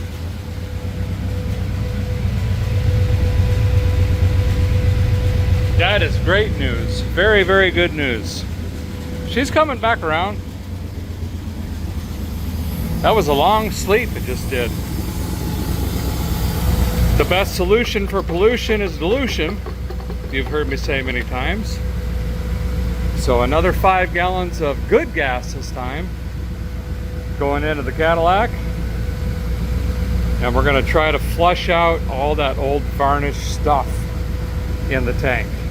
Okay, since we're gonna have this car up in the air for quite a while, I thought we would go ahead and pop, there it is, a negative screwdriver. Pop the cap off the master cylinder here. I went ahead and hit the brake pedal, I know. Although it feels firm, I believe that's because of the booster on here. There's really no squish or like actual pedal, it's just solid. So we're gonna go ahead and bleed the brakes since we'll have it up in our teeth. Oh yeah, there we go. Rear is full, front is empty. So we can assume, you know, over time it either leaked out or something. How come? I ain't got no rags. Here's one. Over yonder. Top these off with juice. I got a ladder sitting over here, and I'm going to gravity bleed these. So I'll just crack a bleeder. We'll start with the captain side front closest to it. Let it drip for 5 to 10 minutes. Close it off. It'll work all the air out itself. Move over to the drinker side front, and then move to the rear. And we'll do that a couple times, and then we should have stoppers. Well, theoretically, we're going to have stoppers if that works and the calipers work. Hopefully the front calipers aren't bad on this thing, because I will tell you from experience, they are absolutely impossible to find for this particular vehicle. I think I might have a couple in stock because I started saving on them. They were that hard to find. All right, up we go. I'm a big kid now. Look what I did. Yep, 7 years, 8 years, whatever. Long time later, I finally installed the LED light kit from Wildfire. And what a different, why did I wait so long? You can see the whole shebang. Look at that. No more little battery powered lights hanging off everywhere. They're magnetic. So you can literally just like, I don't know, if I wanted to wrap this around the vehicle, I could. Pretty snazzy little outfits. They're actually giving these light kits away right now. If you snag yourself a lift, they'll throw in this light kit for free. Big savings. Well, the guys cracked the bleeder up there, and I've got no juice. That's not good. Most likely means that the soft rubber hose here has collapsed over the years. I'm gonna have to try to track some of those down. I think we're gonna be really digging into the fronts here. I thought the fronts would be discs, but it's four-wheel drum. So I learned something there. I don't know, they must have went to discs in '69, I'm guessing then. But these are the big GM drum brakes. Very similar to Buick and all that other stuff. So we'll wait and see what happens there. But while we're waiting, we're gonna go ahead and drop this fill tray. Wow, I'm gonna flip the car upside down. We're gonna need a wrench for that. Get a wrench for this, and change on the Earl. That looks like an old Wix, but we'll see when we get it off. All right, let's drop this fill tray out. I can get this wrench in here. Oh boy, someone just smoked this thing on here.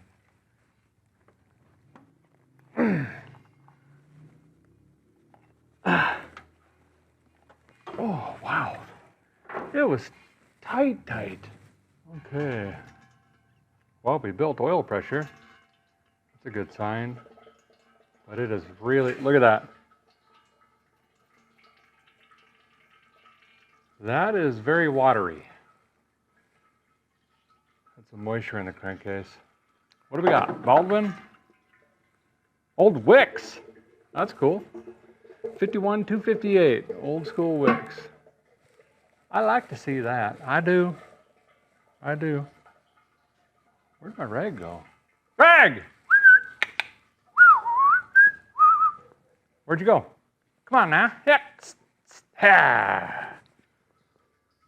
Look at that. Part number hasn't changed. 51-258. New Wix. Going right back in her.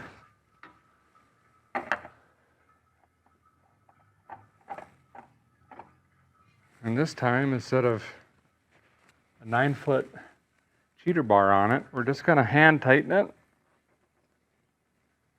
Okay. That ought to do. Scooch this back here. I already cracked this loose. Okay. Yep. Yep. There we go. Dropping oil by one. By one. Oil down.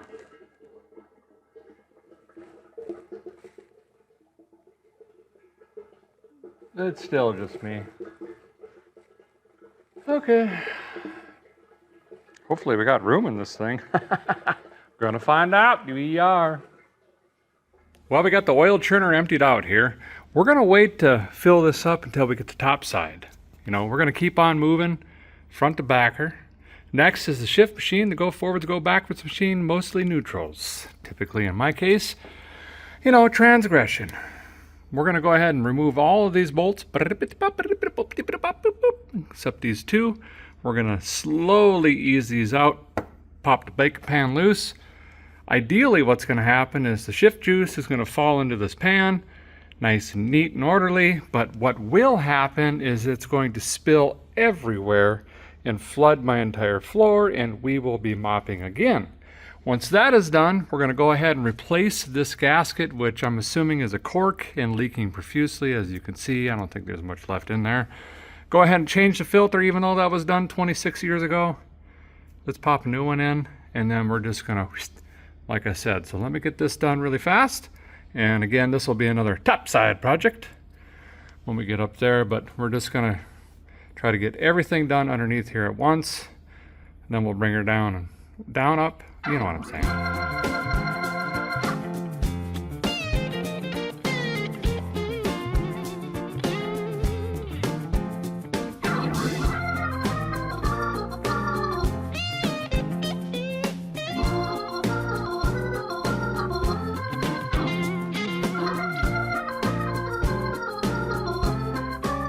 Well, I got the pan and the filter off, and man, this transmission looks absolutely pristine. Exactly what you would expect to see, I guess, with a vehicle under 30,000 miles. The pan has a little bit of material in it, but I would argue that this is completely normal for this kind of mileage, and it's not bad. I'll show you. Look at this. Very, very, very minimal. Can hardly even pick it up on my finger. This is actually the best pan I've dropped in many years. I mean, we know this thing was just driven to school and church. That's really it. One road trip from California to Iowa. But nonetheless, I'm gonna clean this out with brake clean, make sure this looks brand new, spick and span. I'm gonna wire wheel the edges here, make sure this is nice and clean. You can see where the original OEM cork was on it. And then when they put a filter in it back in the day, they put a rubber on it but didn't clean it. I'm gonna clean it up, put a little bit of room temperature vulcanization cream on both sides of the gasket. I don't want this thing dripping in your driveway if you win this thing. See what I'm saying?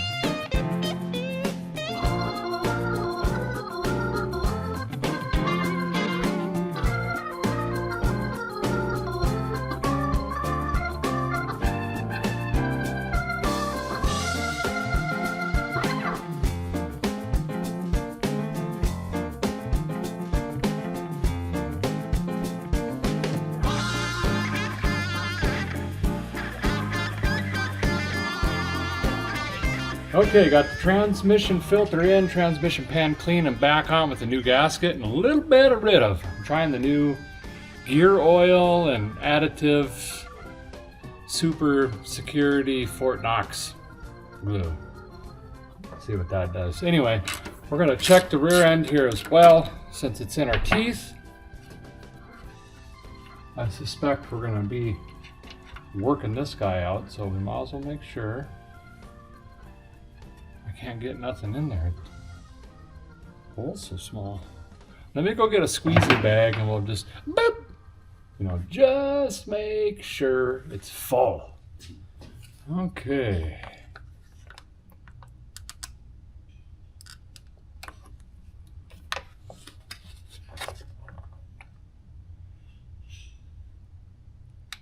Oh yeah, she was full. I'll be deft. More oil to clean up. Great! Grand! Well, better safe than mad. There we go. Got to grease the drive shaft here. whatever other grease points I could find in the front. And we are pretty slick underneath.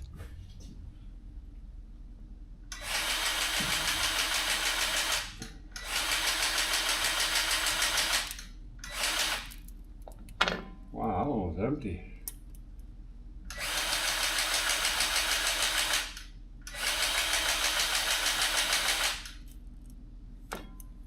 That one didn't sound good either.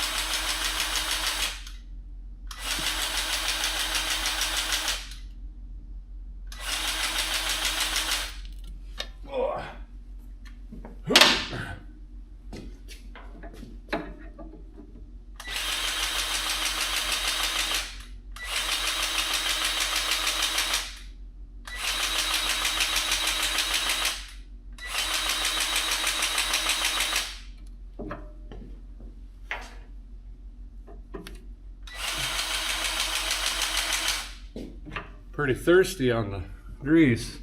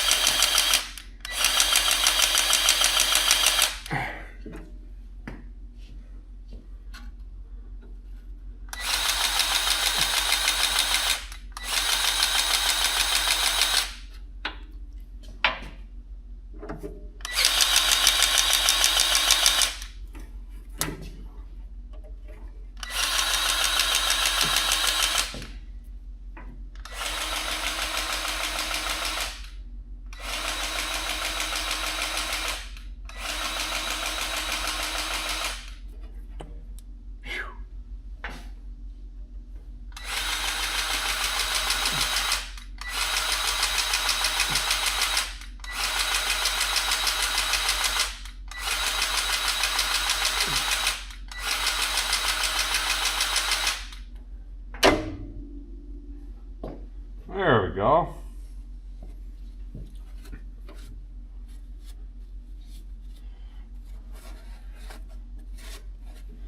Getting ready to put some miles on this bad boy.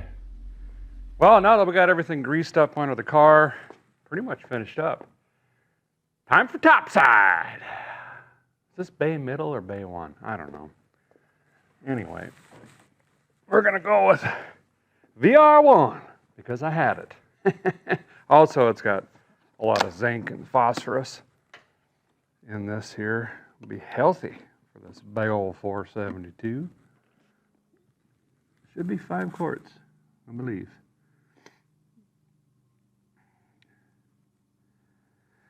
And then I think I'm just going to use O'Reilly brand transgression juice. But, well, we may put new clutches in that transmission just in case.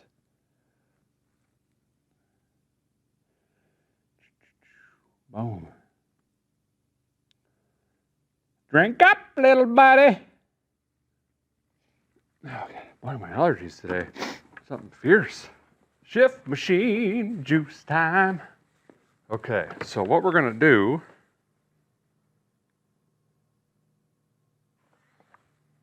is throw some juice in after I get the lid off. We got cute little flags on there. Okay, yep. Yeah, something like that. Okay, sure. Then, what we're gonna do, we're going to take our brand new clutches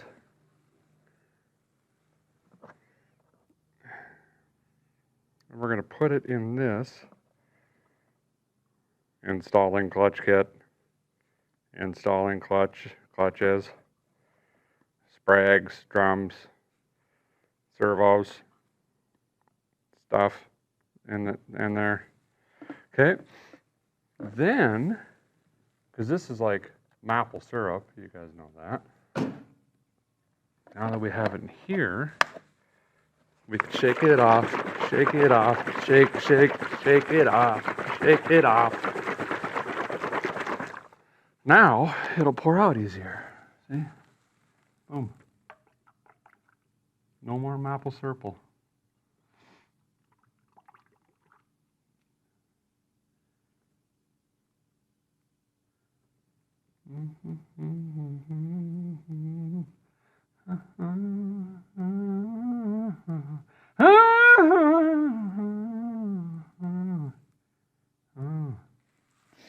We're getting there. I gotta get a rag.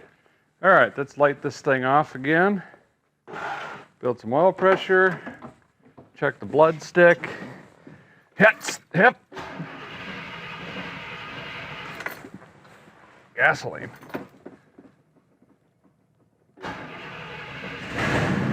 Look at that. Oh, the choke even kicked on. There's oil pressure. Oil light went off. Oh, we do need fast idle. She's a block of bags. I know. Maybe just for a minute.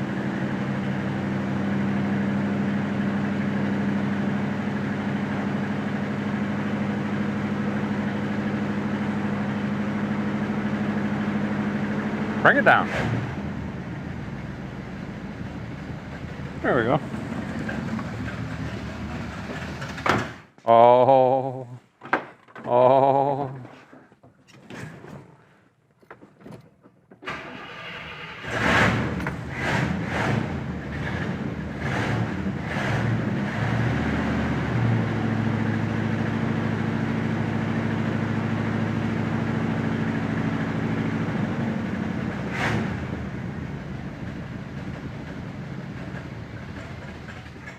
Huh. Cold-blooded. Cold-blooded little guy.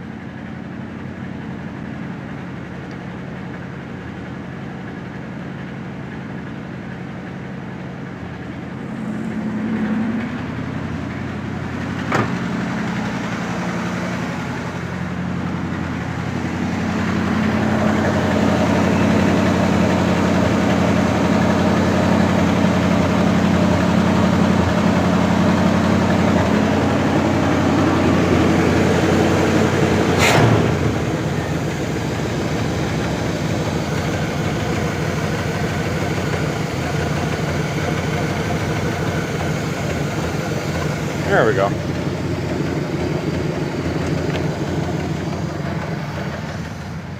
Cause I'm cold-blooded, black of eggs.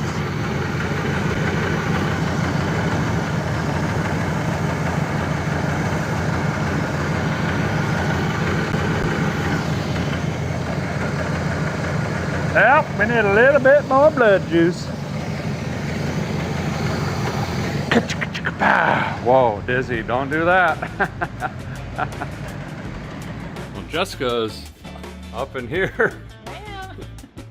She's gonna be cleaning, and while she's doing that, we're gonna go ahead and tear in to the fronts. We'll look at the wheel bearings, drum, shoes, wheel cylinder, hoses. I think we're gonna go ahead and replace these. I was gonna try to sneak around on them, but man, being from 1994 and they got some deep cracks in them, let's just replace them now. We're gonna have to replace them eventually anyway, so. Are you shooting stuff at me? Oh, she's got the clunker to gunker and they're going to town. All right, let's get after it.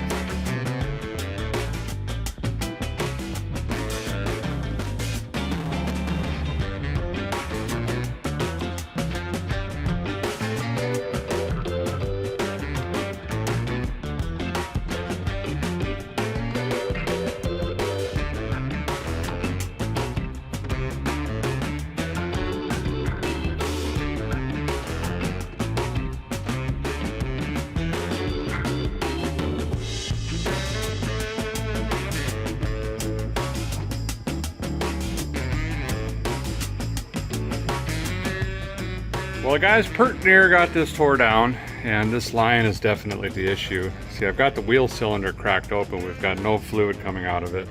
But once I got this line cracked, see, she's just running like crazy. Truck just came in at O'Reilly. Jessica's on the way right now to grab it. Shoes look great. Drum looks great. Bearings look fantastic. I don't think we got to do much. Wheel cylinder, soft line, these just collapse over the years with age, you know, bound to happen. Do that on both sides, get some fresh rubber, drop this thing back down. Well, we got the drinker side tore off. Here's a great example. This tube nut would not spin on this line. It was twisting up the line, would eventually break it. But remember, you don't have to necessarily remove the nut out of the rubber hose. You can remove the rubber hose out of the nut. So, being I was going to replace this anyway, I just cut it and back this right off. Now, if you're not going to replace the rubber line, just pull your wheel cylinder off, back your wheel cylinder out so you just have a rubber hose, and then just turn your rubber hose off of that line. The result is the same in the end. Okay, this is what I was talking about. Woo! Probably looks like my main arteries. Clogged and constricted. But we're gonna get that fixed up here. Still waiting on Jessica to get back with parts, so we're gonna switch gears. Got to keep our feet moving. Let's go ahead and bust this old rubber off. Look at these gashes in this thing. Didn't want to risk it with my sweetheart along, otherwise I would probably roll with it. But anyway, let's get those peeled off and I'll show you what we're going with for new rubber. Old tire peeled off, and this is what we're going with. Of course, wide white wall. I got these from Coker Tire, and I've been using those guys a lot for years now. What's great is I can just call them and say, this is about the size I need, and it's going on this vehicle. Help me get something period correct. And they'll make a bunch of different recommendations, and I landed on this one. It's got the old school V-block tread pattern. I mean, it looks like an older tire, but what's cool about this is it's a brand new BF Goodrich radial. So we'll get the look, but the drivability at the same time. Nice, flat zero on that bad boy. Those are gonna look good. So when we get new white wall or white letter tires, there's this blue stuff on here. Yeah, this stuff, although it protects, you know, what you got really well, it can be really, really, really stubborn to get off, especially if the tire's been sitting for a long time. And I used to scrub them with steel wool and warm water, and that can work. But now, all I've got to do is spritz on some clunker to gunker, and this stuff just melts it right off. Just wipe it off. That easy.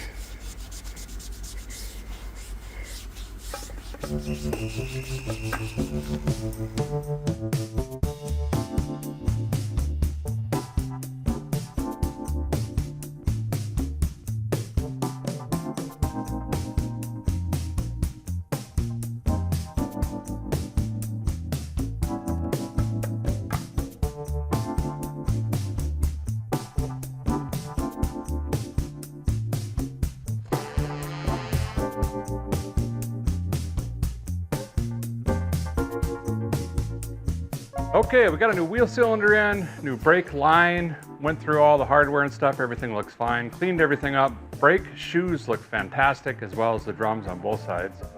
Went ahead and rebuilt the drum though. Repacked the bearings, everything's back together. Let's get a tire on. Yep, yep, yeah. And yeah.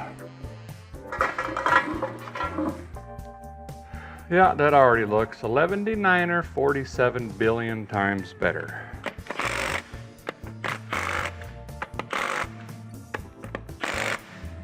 Got the shoes adjusted pretty tight. Get some good front brakes out of this thing.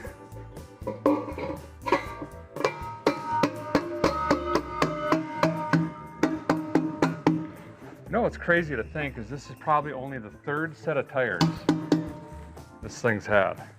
And that would be including the originals. I think these were the second set.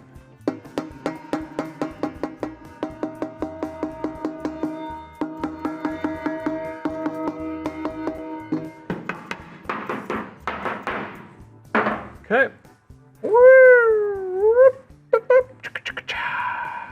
all the ducts. There's 6 ducts, actually.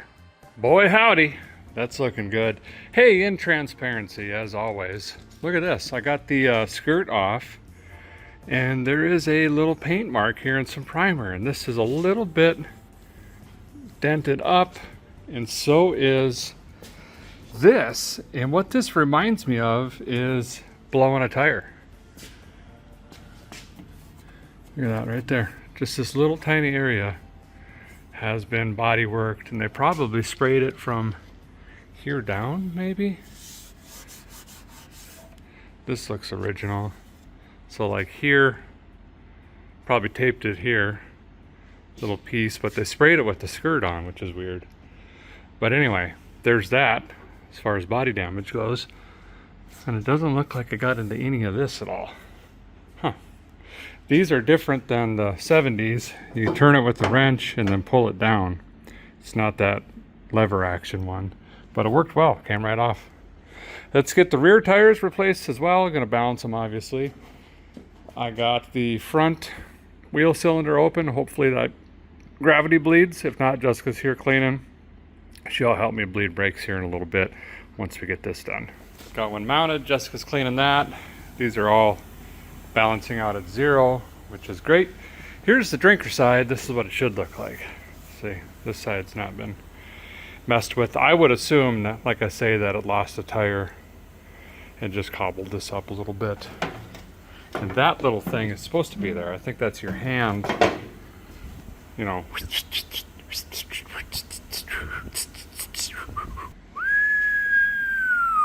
Just a simple tire change has made this thing look significantly better. Okay, we got to finish bleeding the brakes, front and rear. I think I'm going to throw Jessica up in the cab, and we're going to pump on them old school.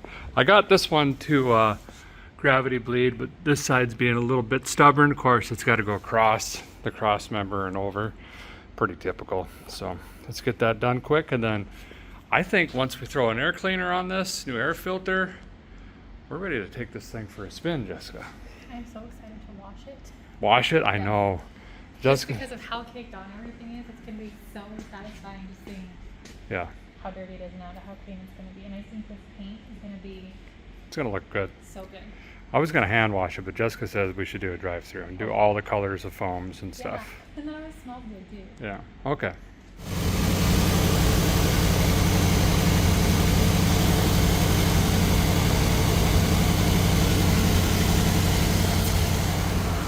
Got us a new air filtre. So just filled the AC system, and it's not, you know, ice cold, but it's blowing cold. I mean, it's on a really hot day. It's just enough to survive, you know, driving through a rainstorm or going through a car wash, which I think we're about to do here in just a second. Blood sticks in, good, good, good. All this is on, that's tight. Brakes bled out really well. We spent about 20 minutes, did all 4 corners. Seems to be a nice firm pedal. That blinking light means it's time. I don't know. Let's go jam this thing on the highway. I might go change clothes quick, covered in grease and oil and everything.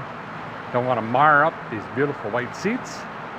And then Jessica and I will run it through the car wash, and I think we're going to go on a dinner date. Why not? We got to put some miles under the belt anyway. So let's just scoot somewhere and grab a burrito or something. You know? Well, here's the moment of truth or lies. See if this thing will move and stop under its own power for the first time in many, many years. Wow, it's clean in here. Jessica did fantastic.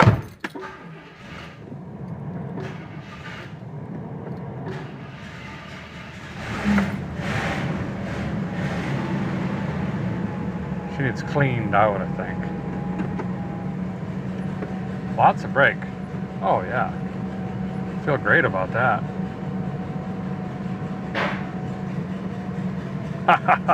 Oh. Oh. Still not warmed up.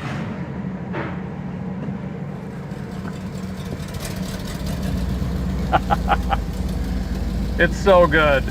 It's so good. Look at the brakes. Wow. Well, it's because I bled them. Yep. Yep. That's my Cadillac. You're so dumb. All right, let's go. Should we? I'll go change and then hit the car wash. Can I change too? Sure. Oh, dirty. You barely were up today. You worked hard. Thank you. Okay, bye. Let me roll my power windows up here so we can have a discussion. Oh, yours is zippier than mine. This car is fantastic. By the way, we're lost. All we know is we're on the way to an automagical car wash. But this thing, I mean, drives straight, true, wheels up and down, there's no shaking, vibration, nothing. It's darn near whisper quiet in here. I think it needs a donut gasket, but it's really good. It drives, runs really good, shifts great, all the gauges work. There's two things I found wrong with it. The antenna we thought was automatic, I think is gone. So when I was like getting up, I actually saw a broken antenna on the ground, and I cut it up with benches. Okay. For this little. I'll try to fix that. And the blinker cam, the left one works fine, so you can click it on and it stays, but the right one you have to hold it up if you're going to turn right. Other than that, everything on this car works, including power windows. Did we try locks? Oh, I didn't walk there. Oh, we do. Power locks work. I mean, what an incredible car. We're going to walk through a car wash here, and then I think we're just going to drive and drive. We're going to go eat dinner at some point, but there is something really unique that is for auction or best offer, really, that I might have talked Jessica into letting me put an offer on. So we're going to go look at that too, I think. And that's up in Nashville. So we're going to put some miles on this thing and just make sure everything is kosher. Brakes work fantastic. Oh, the elbow that goes in the booster was busted. The cap was missing, so it was a giant vacuum leak. The brake booster actually wasn't even working. I robbed one off of my Chevelle and put that in, and I'll fix that other one later. Boosted brakes, perfect, four-wheel drum, stops. I mean, You gotta quit talking so good about this. You're gonna think that. I know. Watch like the rear end fall out or something. No, don't do that. That would be. But anyway, oh, and the air works. How about that? Oh my goodness. Even the vents are like usually just always cracked in all these older cars. Yeah. Nothing. It's like nothing. It's pretty good. All right, we'll be at the car wash here in, I don't know, 20, 30 minutes. Well, we made it to the car wash. No issues so far. There's your colored phone. That's not the color phone yet. Oh, slightly. Oh, there. Oh, I can see outside right here, Jessica. Uh-oh. Oh my gosh. Oh, I'm so glad it's your side. Hey! Jeez. I might be able to fix this if the foam would stop. We finally got enough foam. That's enough foam! I'm leaking! Oh no. Oh no! Oh no! That made it worse. The strip on the back, I think it goes on the rear glass, came off on the top. I just need to make a little adjustment. We'll be all right. Whoa, what was that? Did it fall off? That's why I don't like to use these type of car washes. It's not like in pulling the 4,500 pound Cadillac here. Oh, it was stuck on the front. It's so wide. The drum brush thing. Oh, we're stuck again. I think they're going to shut us down here. I think so. I like. Ah! He's trying to figure out what happened here. I just don't think it likes pulling on this heavy car. Hit the turbo button. Well, so far it's just your side that has leaks. I'm good. Oh yeah, I'm trying to fix this guy. Right when I rolled it down. There we go. There we go. Well, that's not bad. Just this one part. Yeah. Windshield's good. A-pillars are good. Vent windows are good. Last year for vent windows. Was it? Yeah. Back glass looks good. There's There's your neon lights.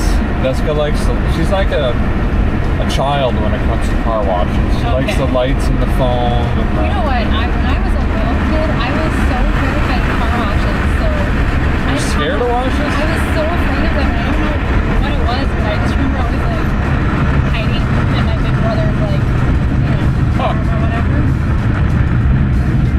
Well, I think we made it. That's good. Not so bad. You can see all the windows now. This was just a quick wash. Obviously, we're going to hand wash it, buff it, work the paint, all that stuff. But we just wanted to get the... I wonder when its last car wash was until today. Would have been in the 90s, right? Probably. Look at the paint. Like, look at how bright it is.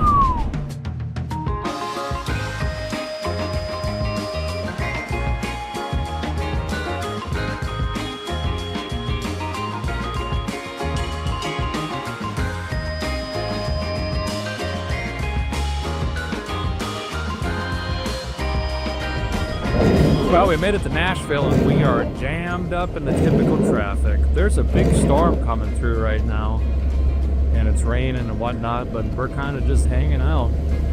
In the rain, this doesn't leak at all. We have no leaks. The wipers work. They're doing the thing. Oh, we're just kind of putzing. Might swing by the Home Depot. I don't know. I don't know if we'll have time. But yeah, I need to get some plumbing parts and some other stuff. So we're just kind of tootling and bopping. Car is not getting hot in traffic. You can see coffee store anywhere. Coffee stores, sure. Ooh, see the lightning? But anywho's, car is doing fantastic. And I actually like that it's raining because we're basically power washing the underside of the car right now, getting all that barn dust and dirt and everything off from underneath of it. So kind of a weird blessing in disguise. Plus we need it. We need it, you know. Car wash, 80% worked. We made it to Lewis's. I don't know, apparently they have hardware stuff here. Well, we looked her over. This is one of them, is it silent auction kind of deals? Yeah. So we don't really know what's happening. What I do know is I bid half of the estimated value. So we're either not gonna get it or we're gonna get a smoking deal. So let's head back home, hopefully with no issues. Oh, this car looks so good right now. Those tires just make it like pop. Golly. Mm-hmm.